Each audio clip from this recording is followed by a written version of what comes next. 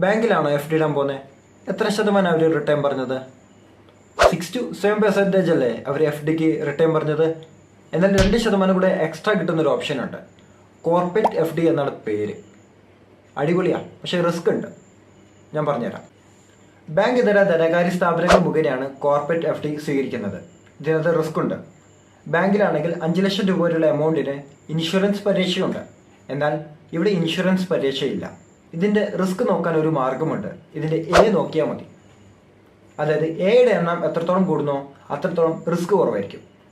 എയുടെ എണ്ണം എത്രത്തോളം കുറയുന്നോ അത്രത്തോളം റിസ്ക് കൂടുതലായിരിക്കും, റിട്ടേൺ കൂടുതലായിരിക്കും.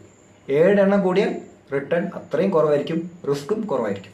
ഇനി ഇതിൻ്റെ റിട്ടേൺ വരുന്നത് ഒന്നെങ്കിൽ മാസാമാസം, അല്ലെങ്കിൽ 6 മാസത്തിലൊരിക്കൽ, അല്ലെങ്കിൽ വർഷത്തിലൊരിക്കൽ എന്നിങ്ങനെയായിരിക്കും റിട്ടേൺ അവർ നമുക്ക് നൽകുന്നത്. ഇനി സെബിയുടെ റൂൾസ് ആൻഡ് റെഗുലേഷൻസും അതേപോലെ തന്നെ